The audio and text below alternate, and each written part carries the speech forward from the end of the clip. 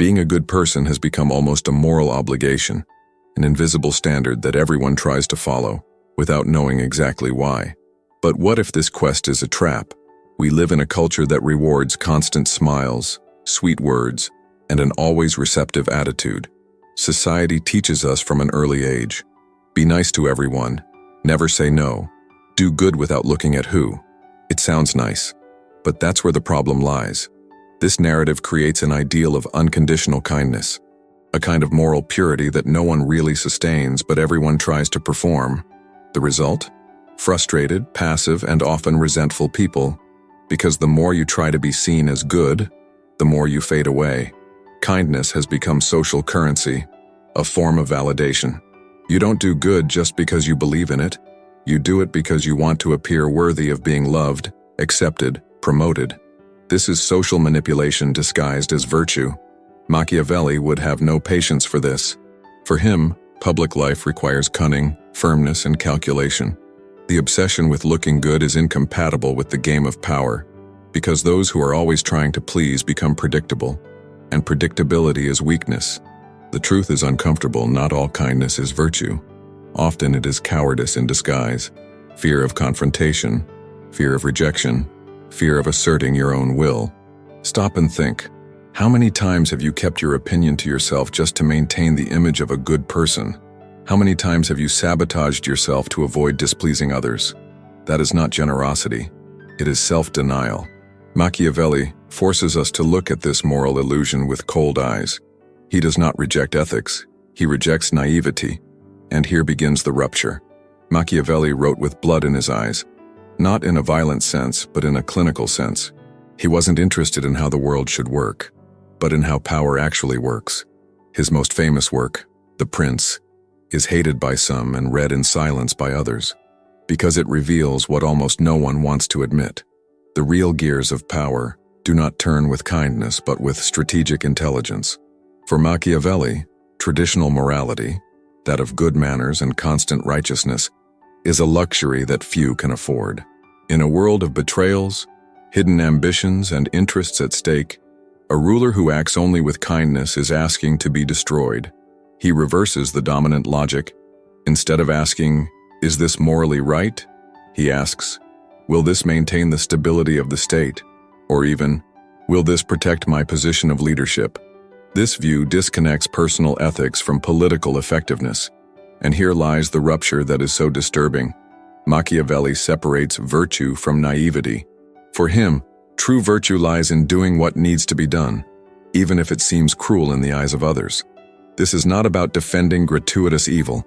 It is about understanding that the game requires coldness at certain times, that difficult, unpopular, or harsh decisions are sometimes the only ones capable of preventing collapse. And this does not only apply to kings, it applies to those who lead teams, raise children, take on positions of responsibility, and face dilemmas. Those who try to apply absolute kindness in every real-life scenario fail, because the real world does not obey the logic of moral purity. Machiavelli gives us permission to see the world with clarity, and clarity almost always hurts, but it also liberates. Not every good intention produces a good result. And this is one of the biggest shocks that Machiavelli forces us to face. Kindness does not guarantee effectiveness, and often gets in the way. The world is full of well-intentioned people who want to help, who want to get it right, who want to do the right thing. But many of these people live surrounded by frustration. They are always being let down, always disappointed, always feeling used. Why? Because they confuse intention with results. They believe that just doing it from the heart is enough, and that is dangerous. In the game of real life, no one measures you by your intentions, only by the impact you make. Machiavelli knew this. He saw rulers fall because they hesitated to act decisively, fearing they would appear cruel. He saw leaders collapse because they were guided by uncompromising moral ideals, while their enemies were guided by strategy. Romantic morality says, "Be good and good will come back to you." Machiavelli says, "Do whatever it takes to maintain your position, and then justify it." The order matters. First, effective action. Then, the moral narrative. Sounds cold? It is.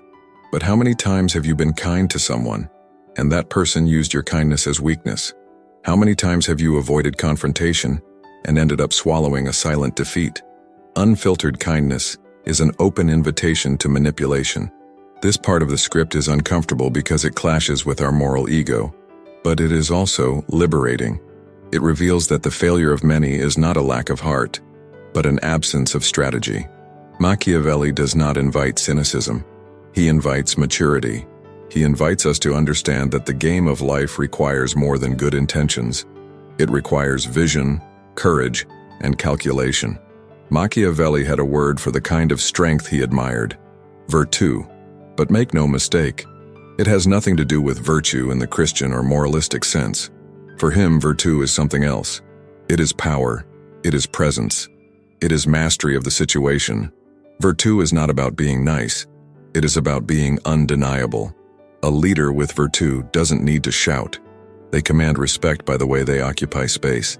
They see power games, anticipate moves, and aren't seduced by the illusion of collective approval.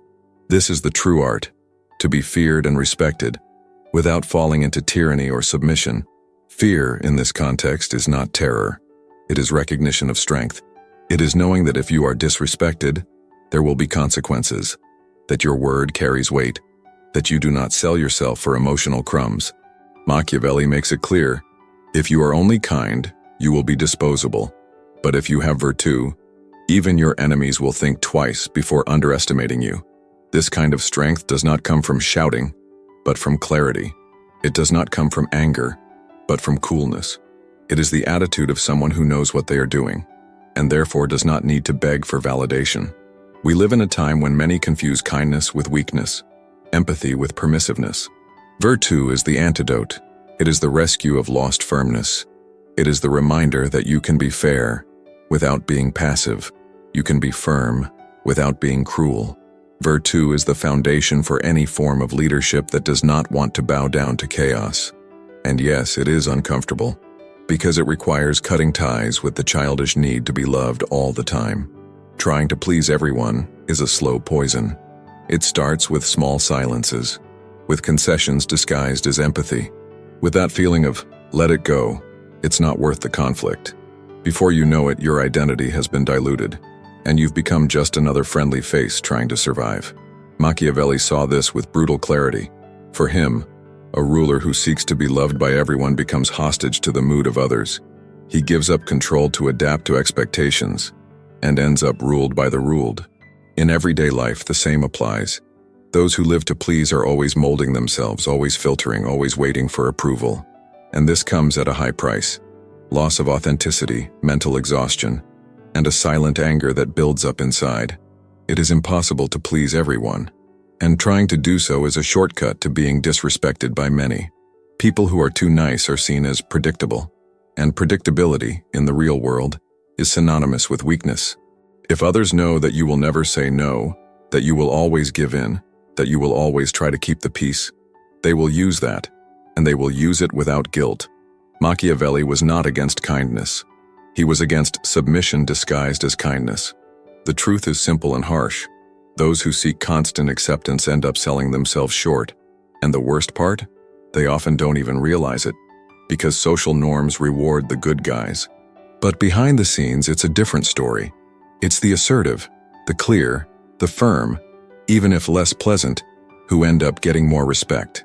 The question remains, how much of yourself have you sacrificed in the name of harmony? This is one of Machiavelli's most provocative questions.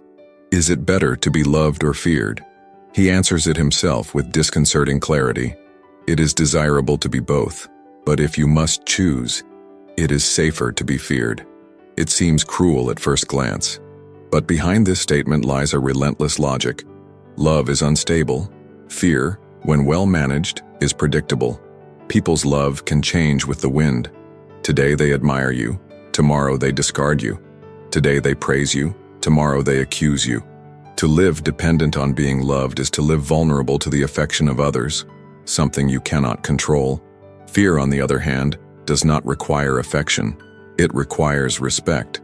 It sets boundaries. It creates a safety net. It is a reminder that certain lines cannot be crossed without consequence. Machiavelli is not talking about oppression. He is talking about structure. about a type of authority that protects, organizes, and imposes itself without needing to please. In practical life, this idea also applies. A parent who seeks to be their child's best friend may lose respect. A boss who only wants to be cool with their team may be ignored. A partner who accepts everything to maintain love may become invisible. Being loved is good, but being respected is essential. And true respect comes from a balance between fairness and firmness, not from a need for affection. Those who understand this start to act differently. They stop asking for permission to exist. They stop apologizing for being clear. They stop tiptoeing around in the name of conditional love. Machiavelli offers a cold but powerful lens. If you want to remain strong in the midst of chaos, learn to be respected, even if it sometimes costs you a little of your charisma. Machiavelli did not believe in universal ethics. He believed in results. This does not mean that anything goes. It means that morality cannot be blind to context. What seems wrong in theory may be the only way to avoid collapse in practice. This is where the conflict between two types of ethics arises. The ethics of convenience, based on appearances, fixed norms, and socially accepted behavior, and the ethics of results, based on consequences, survival, and strategic vision. The first seeks to appear fair. The second seeks to maintain order. The first thrives on immutable principles. The second understands that, at certain times, deviation is what saves us. Machiavelli argued that rulers who insist on always being good will inevitably be destroyed by those who are not committed to this ideal. Because the world does not reward purity, it rewards efficiency. In the real world, difficult decisions require sacrifice. Sometimes you have to break a promise to save a project. You have to fire someone to save an entire team. You have to say no to maintain your mental health. Traditional morality may condemn these choices, but Machiavelli asks, what is the cost of remaining pure while everything around you collapses? He teaches that the true leader is not the one who blindly follows rules. It is the one who knows when to break them for the greater good. That takes courage. It takes coolness. And it takes accepting that you will be judged, even when you are right. There is a fine line, and often an invisible one, between manipulating, being strategic, and simply surviving. Machiavelli walked that line with his eyes wide open. He never romanticized power. He studied it like an anatomist studies a body, with precision and emotional indifference. And in doing so, he revealed something uncomfortable. Everyone manipulates. The difference is in the purpose. Manipulation, in the Machiavellian sense, is not a character flaw. It is a tool. The problem is not using it. It is using it without awareness, without direction, without responsibility. Being strategic means calculating. It means predicting. It means using resources, including human resources, intelligently. It is not about deceiving for sport. It's about understanding the game and playing it with clarity. Survival, on the other hand, sometimes requires both. In a competitive, unfair, and interest-driven world, those who don't know how to protect themselves end up getting swallowed up. Naivety is an expensive luxury. The real question isn't, do you manipulate or not? The question is, do you know when you're doing it, and why? Machiavelli proposes that the moral problem lies not in the act itself, but in the consequence. A leader who lies to avoid chaos may ultimately be more ethical than one who tells the truth and destroys everything. Pure intention is not enough. You have to assess the impact. This requires coldness, but it also requires awareness. The worst form of manipulation is the one you practice on yourself. When you say, I'm just a good person, while acting out of fear, a need for control, or vanity. Leading is not about pleasing others. It's about carrying weight. And if you try to lead by always being the cool one, the understanding one, the nice one, you'll quickly discover that no one respects those who are afraid of displeasing others. The nice leader lives in silent war with their own limits. They avoid conflict. They justify the mistakes of others. They tolerate the intolerable to maintain an image of accessibility. And in the end, they pay with their own authority. Machiavelli knew this, and he was blunt. A leader must, above all, appear firm, even when in doubt, even when under pressure, because leadership is not about emotional transparency. It's about creating stability. It doesn't matter if you lead a company, a team, a family, or yourself. The rule is the same. If you want to be in charge, you can't bow to the expectation of being loved. That doesn't mean being tyrannical. It means being clear. Leaders need to say no without guilt. They need to impose limits without beating around the bush. They need to frustrate others' desires in order to preserve the collective. Machiavelli doesn't teach us to be cold. He teaches us not to be foolish. He shows us that kindness, when not accompanied by discernment, becomes institutionalized weakness. A mature leader is not one who tries to be accepted by everyone. It is one who knows exactly what they are willing to lose and what they will never negotiate. In practice, this requires posture, tone of voice, body language, and above all, decisiveness. Because an indecisive leader who tries to please all sides ends up losing all sides. There comes a point when trying to be nice ceases to be a virtue and becomes operational weakness. The image of the good person is comfortable but ineffective. It does not protect. It does not command respect. It does not sustain leadership. Machiavelli did not write to appease fragile consciences. He wrote to awaken lucidity, and lucidity is harsh. In the real game, those who are merely good become irrelevant. Those who are fair and firm remain. Being feared is not being cruel. It is being non-negotiable on certain principles. It is making it clear that you do not accept everything, that your presence has consequences, that you are not available to be molded by the desires of others. True justice requires firmness. It requires decision. It requires the courage to act even when it costs you popularity. And this is where many get stuck. They prefer to be accepted rather than respected. Machiavelli teaches us to turn this key, to abandon the childish attachment to the image of a good person, to stop using kindness as an emotional crutch, to choose to be fair, even if it causes discomfort. This script is not an invitation to cynicism. It is a call to maturity, to understand that the world is complex, ambiguous, and often ungrateful, and that living trying to look good is missing the chance to be truly fair. The transformation begins when you stop asking for permission to exist, when you exchange the fear of being judged for the clarity of being respected, when you no longer need to be loved because you have learned to sustain yourself. This is the silent revolution that Machiavelli proposes, and that few have the courage to live.